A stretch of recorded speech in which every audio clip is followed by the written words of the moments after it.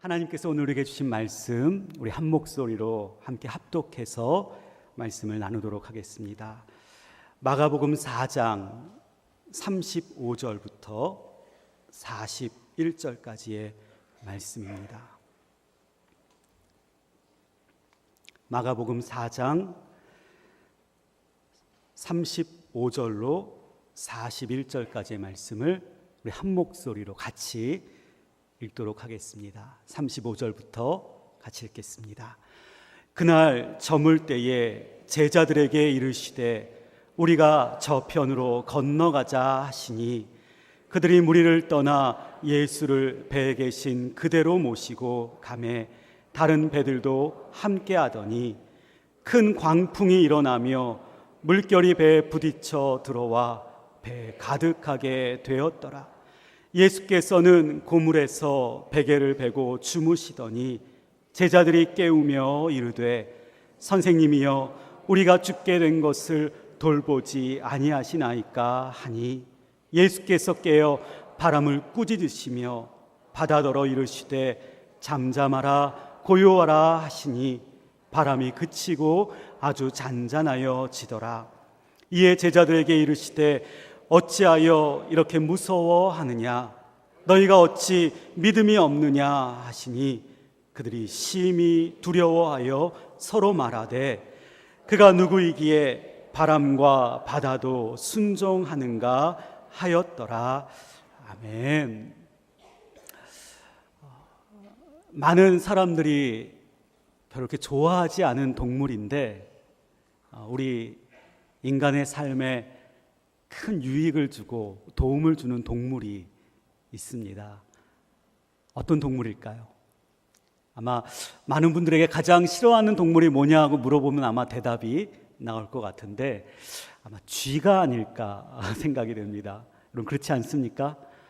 쥐 그러면 많은 사람들이 떠올리기도 싫을 정도로 징그럽다라고 느껴지는데 사실 이 쥐가 우리의 인간의 삶에 또 우리의 건강을 위하여 또 약을 개발하는 데 있어서 또 심리를 탐구하는 데 있어서 많은 도움을 주는 동물이다라고 우리가 볼 수 있습니다.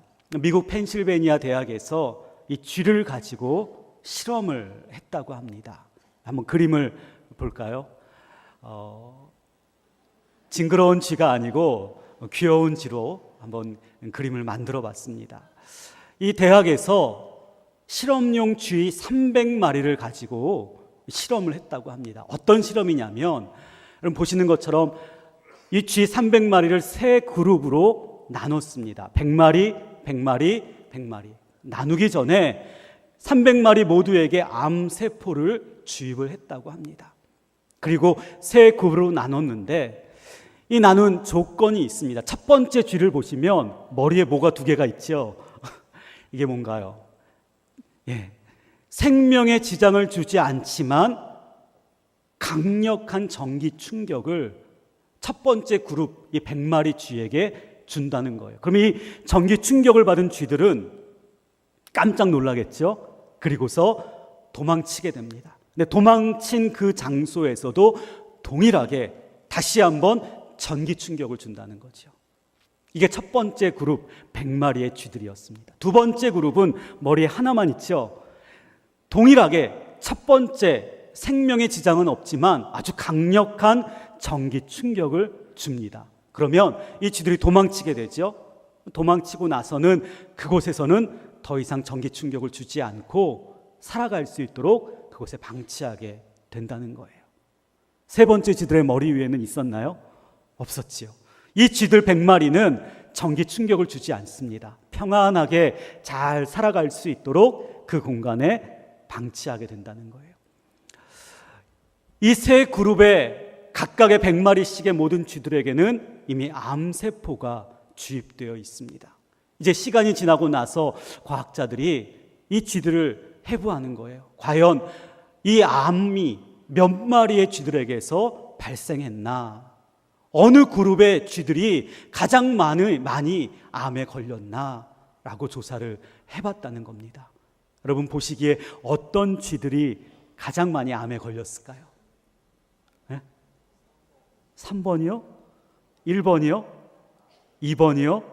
다 각자가 나오는데 과학자들이 연구를 해보니까 해부를 해보니까 전기 충격을 2번이나 받은 쥐들에게서 무려 100마리 중에 73마리, 73마리가 암이 발병이 됐다고 하죠. 그래서 이 전기 충격을 2번이나 받은 이 쥐들이 가장 높은 암 발병률을 보이고 있다라고 결과를 보게 됐습니다. 과학자들은 더 궁금해졌습니다. 그럼 나머지 두 그룹 중에서 어느 쥐들이 가장 암이 발병되지 않았을까? 건강하게 지낼 수 있을까? 3번이요, 여러분.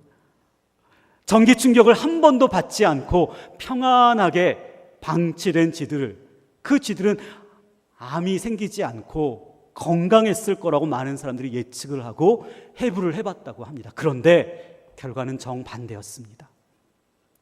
전기 충격을 받지 않은 100마리, 그 중에 50마리가 암이 발병이 됐다는 거고요. 첫 번째 전기 충격을 받았지만 도망친 그곳에서는 전기 충격을 받지 않고 평안하게 지냈던 두 번째 그룹에게서는 100마리 중에 31마리만 암이 발병이 됐다는 이야기입니다. 여러분, 그렇습니다.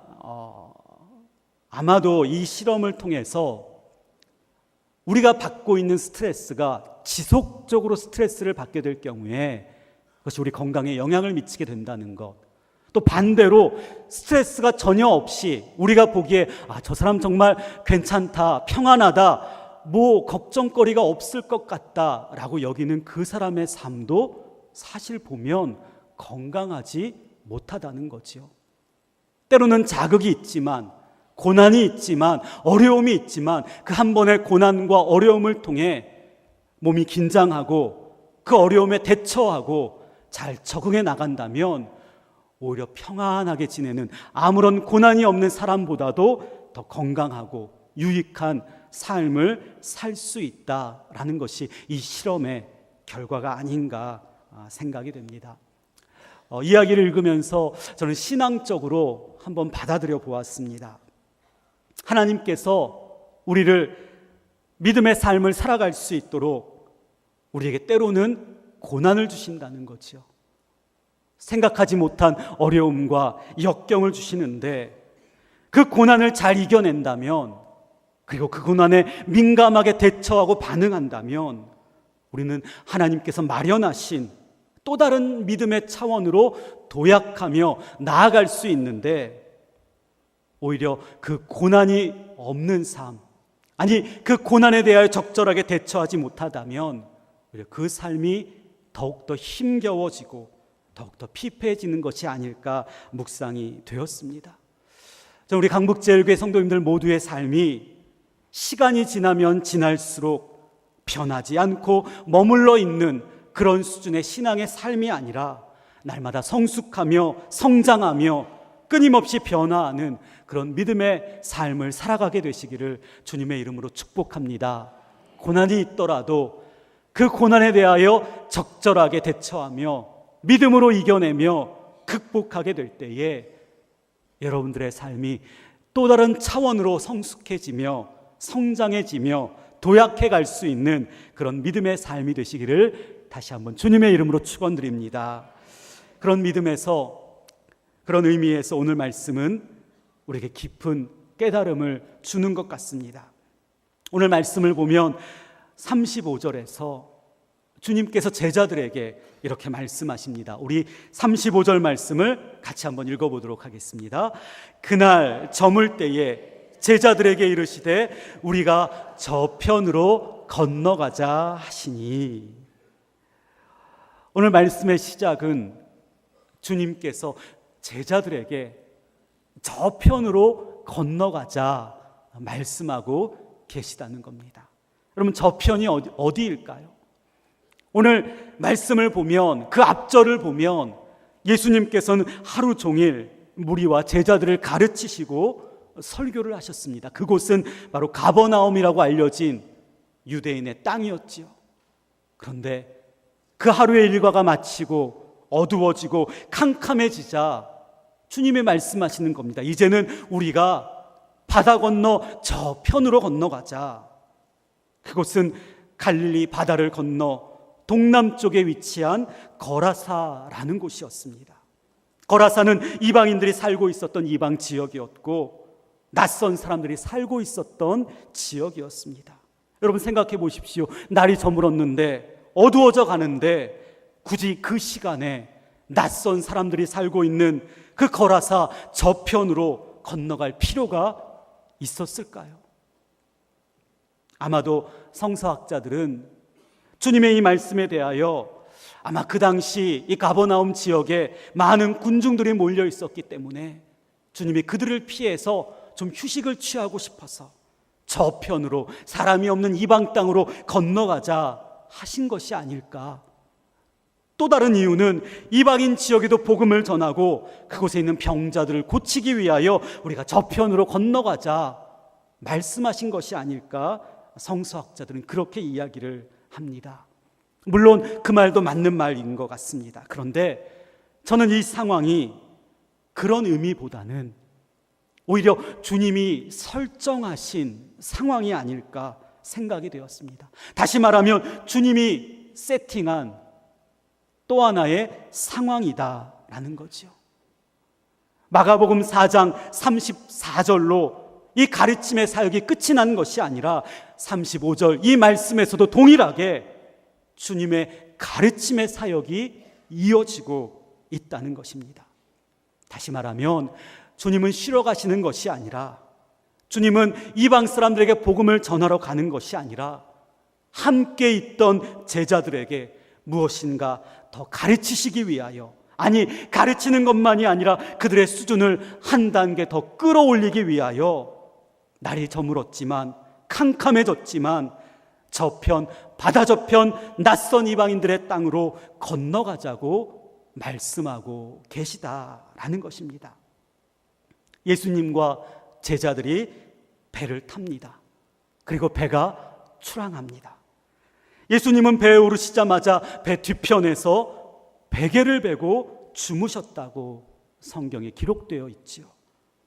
아마도 주님께서 낮 동안 그 사역이 너무 고단하셔서 피곤하셔서 이렇게 쉬시는 것이 아닐까 사람들이 생각하게 됩니다. 그러나 이것 또한 저는 주님이 철저하게 계획하신 세팅의 상황이 아닐까 생각이 되었어요. 그럼 주님은 하나님의 아들이시잖아요. 하루 종일 사역하셨다고 피곤하실 리가 있으시겠습니까? 그런데 주님은 배 타자마자 배 뒤편으로 가셔서 베개를 베고 주무시고 있다는 거예요. 그렇게 주님이 주무시자 갑자기 마른 하늘에서 비가 옵니다.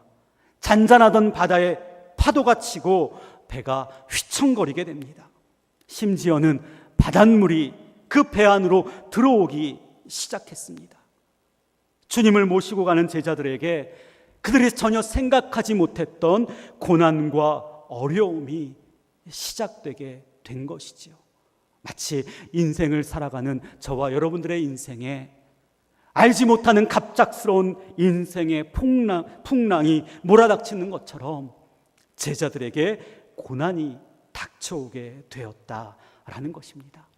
도대체 왜 주님은 이런 위기의 상황을 만드셨고, 그리고 이 위기의 상황 속에서 제자들로 하여금 주님은 무엇을 깨닫게 하시기 원하셨을까요?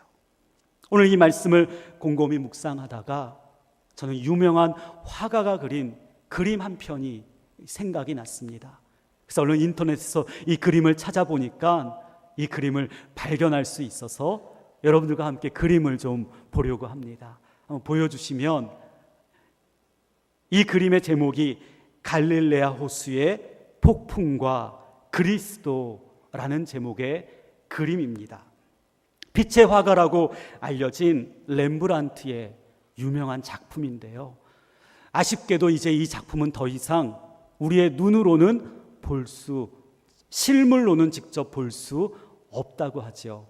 왜냐하면 미국의 한 박물관에 전시되어 있었는데 어느 날 밤 이 경찰관 옷을 입은 두 명의 범인이 이 박물관에 들어가서 이 작품을 영화에서 나오는 것처럼 그렇게 훔쳐서 가지고 갔다고 합니다. 도난을 당했기 때문에 더 이상 이 작품을 실물로는 볼 수 없지만 우리가 이렇게 인터넷으로 그림을 볼 수 있는데, 이 그림을 자세히 보면서 렘브란트가 오늘 이 마가복음 말씀을 독특한 그의 신앙관으로 그림을 그려내고 있구나라는 것을 알 수 있었습니다.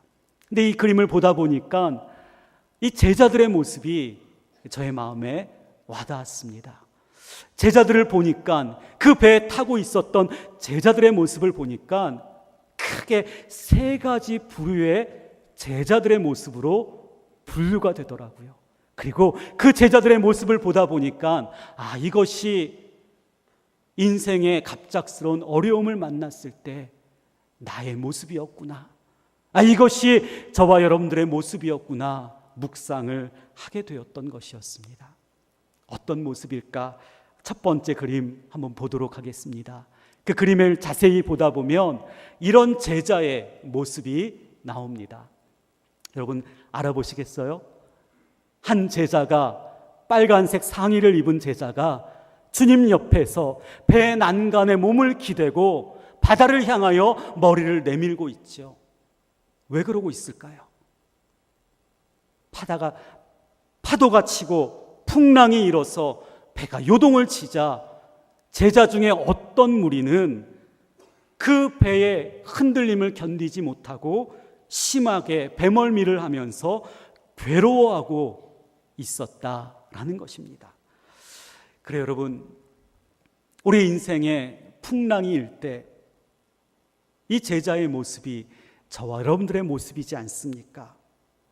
위기가 닥쳐오면, 어려움이 생기면 그 위기 앞에서 어찌할 바를 몰라 정신을 차리지 못하며 이것이 내 인생의 끝이구나 생각되어 절망에 빠져 쓰러지고 마는 그 인생, 넉다운되어 KO되기 직전의 그 모습이 바로 위기 앞에서, 인생의 풍랑 앞에서 우리의 모습이 아니었습니까? 주일이면 빠지지 않고 교회에 와서 예배를 드렸는데, 예배 드릴 때마다 열심히 헌금도 했는데, 교회에서 하라는 봉사까지 다 했는데, 그런데 어느 순간 돌풍이 불어오는 것입니다. 갑작스러운 질병이 찾아오고 잘 나가던 직장을 그만두게 되고 사업이 파산 위기를 직면하게 됩니다. 그동안 전혀 문제가 없었던 사람들과의 관계가 삐거덕거리며 깨어지기 시작합니다. 눈에 넣어도 아프지 않을 사랑하는 내 아들과 내 딸의 어려움이 생겨서 어머니로서, 아버지로서 가슴이 무너지고 눈물이 마르지 않는 긴 밤을 보내게 됩니다. 이런 인생의 위기 가운데 어찌할 바를 모르고 괴로워하며 고통스러워하며 쓰러져 있는 그 모습이 혹시 저와 여러분들의 모습이 아닙니까? 예수님과 함께 바다를 건너고 있습니다.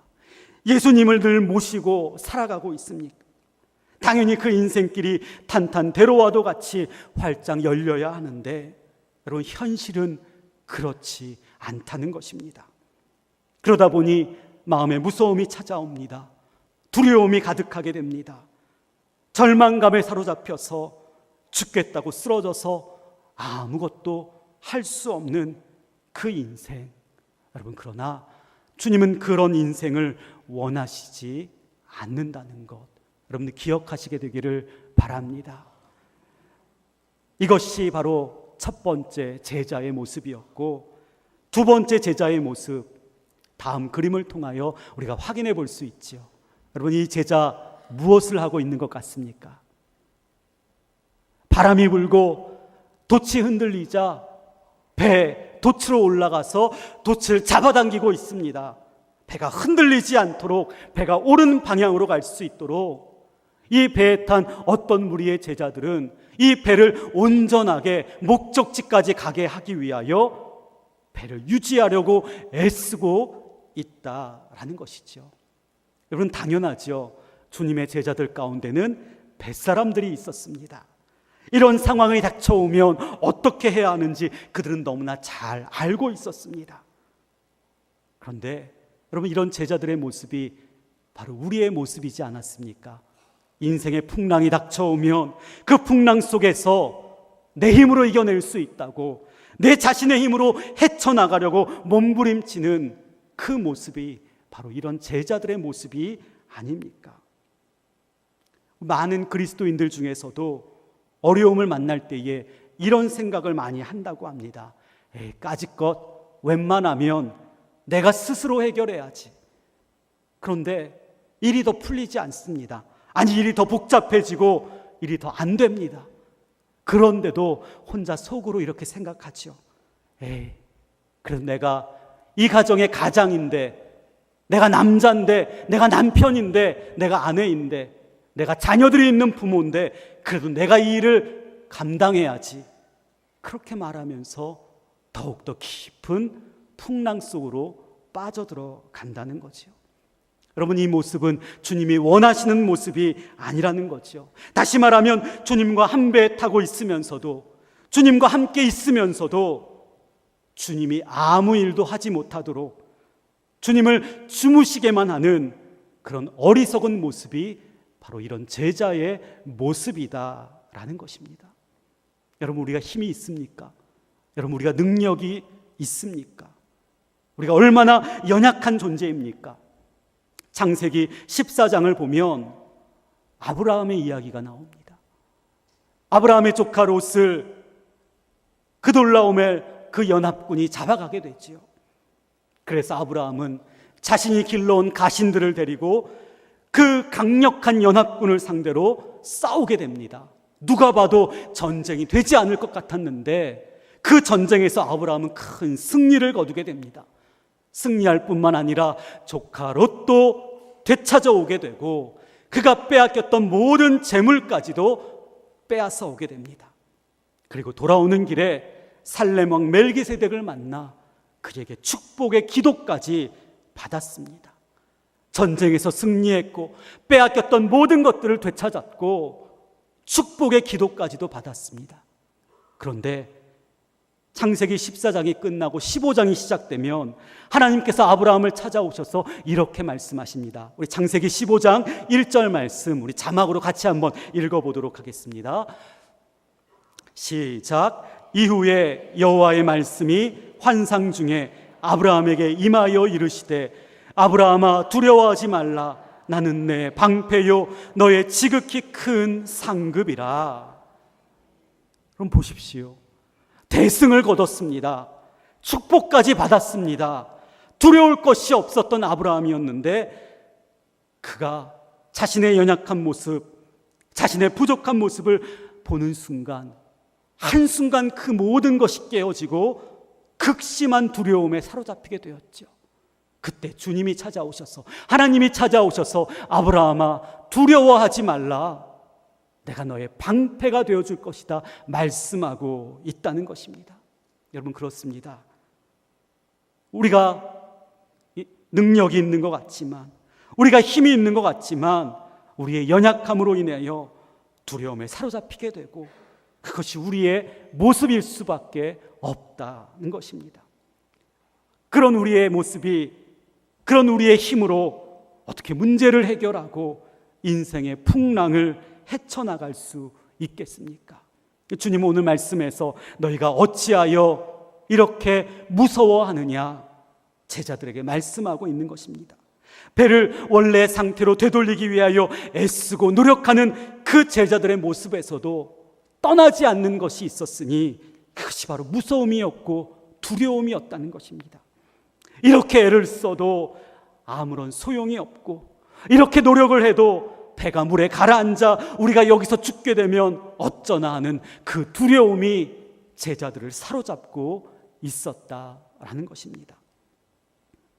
돈키호테를 지은 세르반테스는 그 두려움에 대하여 이렇게 표현했습니다. 인간의 두려움은 시각이 예리하여 땅속에 숨은 것을 볼 줄 알고 하늘에 뜨는 것은 더 잘 찾아낸다. 여러분, 우리의 두려움은 한 가지 두려움으로 그치는 것이 아니라 또 다른 두려움을 몰고 온다는 것이죠. 우리의 연약함으로 인하여 두려운 마음, 무서운 마음이 들면 그동안 걱정하지 않았던 것까지 걱정하게 되고 두려움으로 변하여 그것이 근심이 되고 그것이 염려가 된다는 것입니다. 인생의 풍랑 앞에서 자신의 힘으로 헤쳐나가려고 몸부림치는 모습, 여러분 그 모습도 주님은 결코 원하지 않으신다는 것 기억할 수 있게 되기를 주님의 이름으로 축복합니다. 그렇다면 주님께서 참으로 원하셨던 제자들의 모습은 무엇일까? 여러분 세 번째 그림 한번 볼까요? 이 배에 타고 있었던 제자들의 세 번째 유형은 바로 이런 모습이었습니다. 배 뒤쪽에서 주무시고 계셨던 주님을 흔들어서 깨우고 있는 제자들이었다는 거죠. 우리가 죽게 된 것을 주님 돌보지 않으십니까? 주님 어서 일어나십시오 하고 주님을 흔들어 깨우고 있었던 제자들의 모습이었다는 겁니다. 사랑하는 성도님들, 우리가 인생의 풍랑을 만났을 때에 생각하지 못했던 갑작스러운 위기를 겪게 될 때에 우리가 해야 하는 것이 있다면 바로 이것입니다. 주님을 흔들어 깨우는 것입니다. 주님을 깨운다는 것은 무엇일까요? 여러분 주님은 주무시지 않으셨지요. 주무시는 것처럼 보이셨지만 우리 주님은 결코 주무시지도 졸지도 않으시는 분이기에 주님을 깨운다는 이 말은 오늘 말씀처럼 제자들의 이런 고백이 담겨져 있는 것입니다. 선생님이여 우리가 죽게 된 것을 돌보지 아니하시나이까.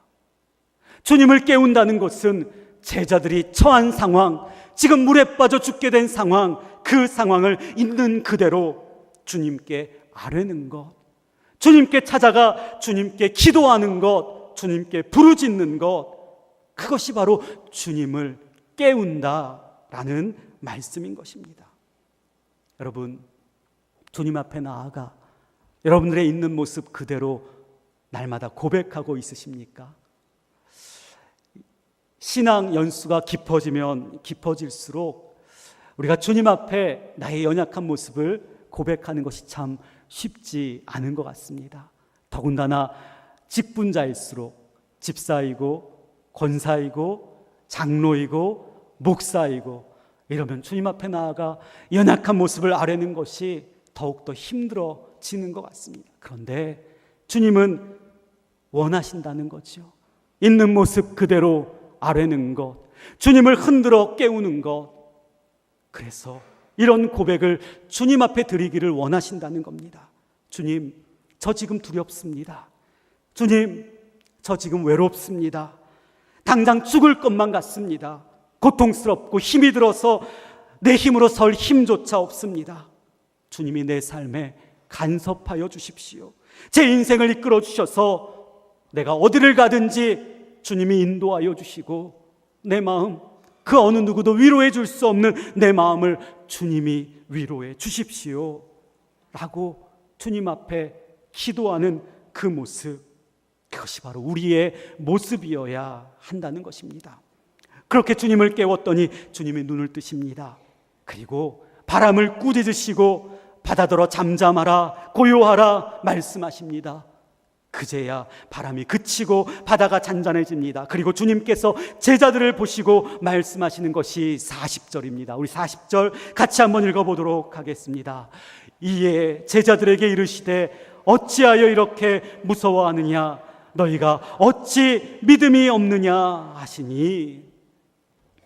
여러분, 주님이 이 상황을 통해서 철저하게 계획하신 이 세팅을 통해서 주님이 제자들에게 가르치고 싶어 하셨던 것이 바로 이것이라는 거예요.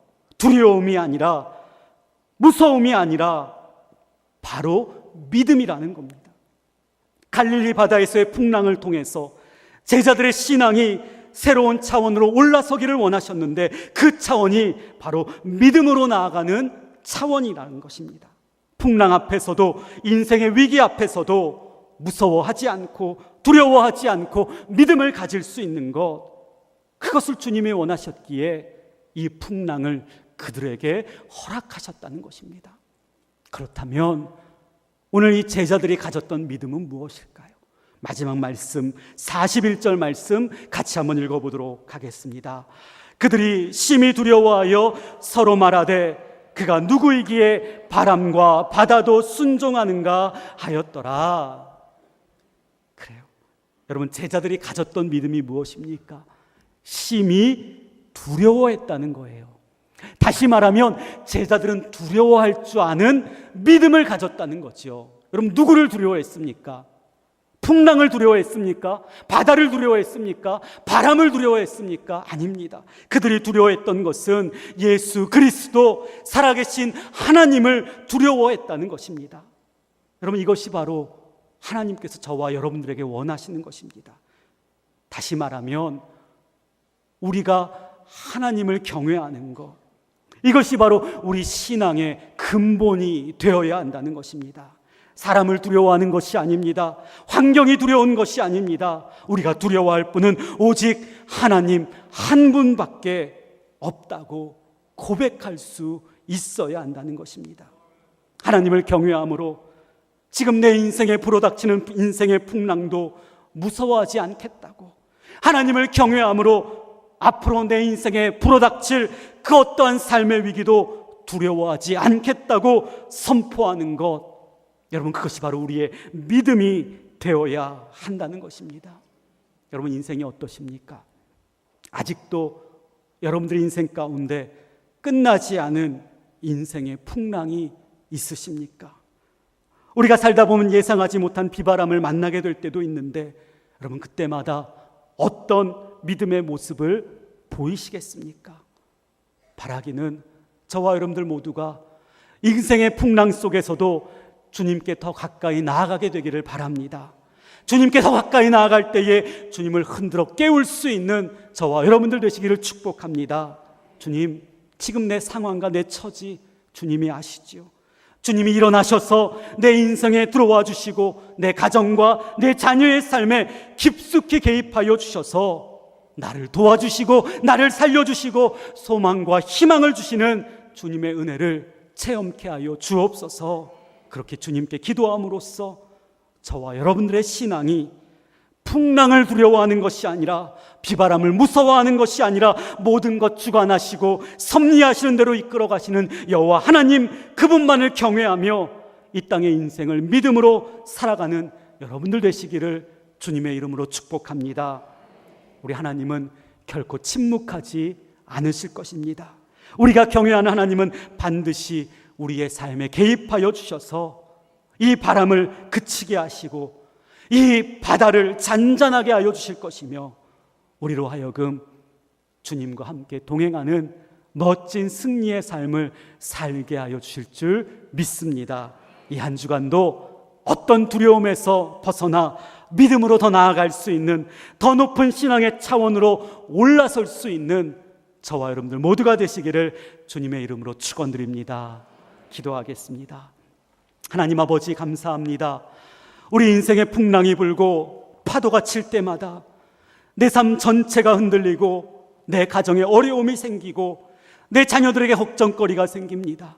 그러나 오늘 주신 말씀에 주님을 깨우는 제자들처럼 주님 앞에 나아가 주님 앞에 아뢰고 주님께 부르짖을 때에 우리의 두려움이 믿음으로 변하게 하여 주시고, 마침내 모든 것 주관하시는 하나님을 경외함으로 인하여 우리 인생을 잔잔케 하시고 풍랑을 멈추게 하시는 하나님의 역사를 경험할 수 있도록 인도하여 주시옵소서.